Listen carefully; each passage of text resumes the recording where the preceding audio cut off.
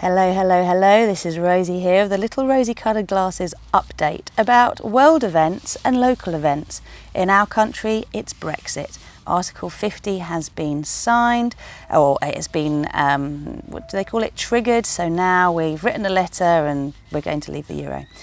I'm being very passé in how I say this, and I know that for a lot of you, you're really, really worried about it. And I'm not saying it's not worrying, but what I wanted to actually talk to you about is how you can be a force for good in situations like this, because adding to the worry and the drama isn't actually going to help. If you are in a constant state of fear and you are talking about it in a constant state of fear, then you are going to create more fear around it and more confusion around it.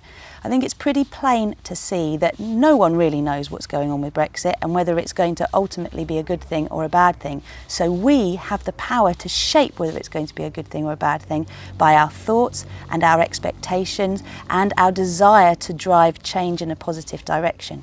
So the question is, what do you want Brexit to mean? What's the best that it could be? Let's not fixate on what the newspapers and the news TV channels are saying. Fixate on what you would like this to mean.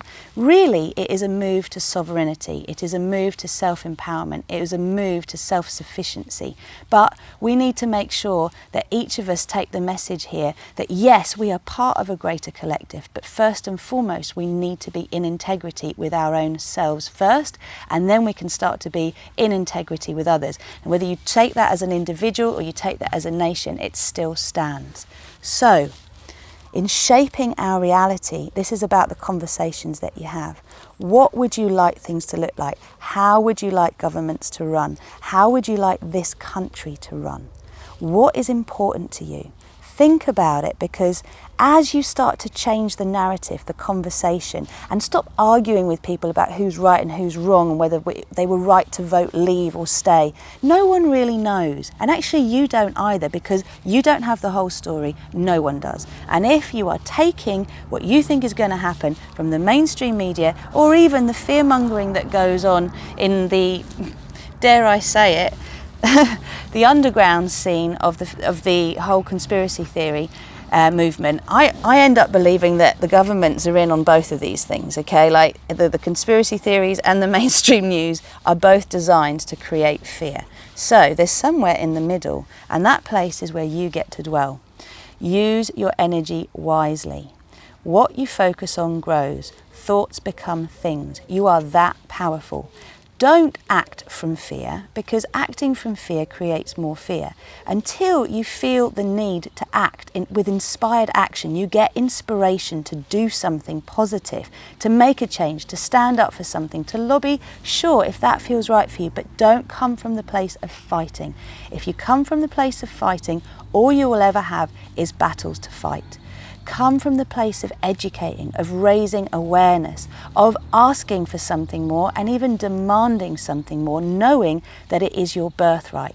The world is not as it seems. We are all governed by fear. And just remember, the governors are far fewer than we are as a mass population. So how do you govern a huge population? Well, think about how you move sheep around. You have a sheepdog, right, that moves them around. They follow, they go where they're led. So are you going to be a sheepdog, or are you going to be a sheep? I'm not suggesting for a second that we want the governments and we want the big corporations and we want the mainstream media to be the sheepdogs that are actually moving us around. So we have to be the ones. We need to take responsibility.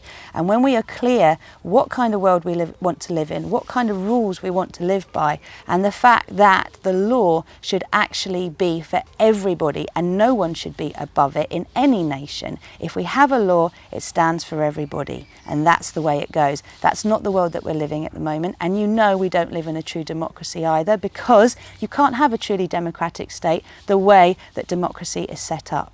So there is a better way. We each need to dream it up. I'm not saying I have the solution, but I know that I want to live an autonomous life where I am in harmony with nature, where every policy that we put forward as a people is one that takes care of the planet, takes care of the people on it, and takes care of all of the creatures that are living on it too, that need to be here as much as we do.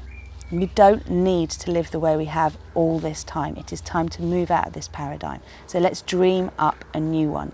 Don't give your energy to fear. Be the one to be the change. The one that you've been looking for is you. There is no more time to waste by dwelling in drama. Live in love, love your life.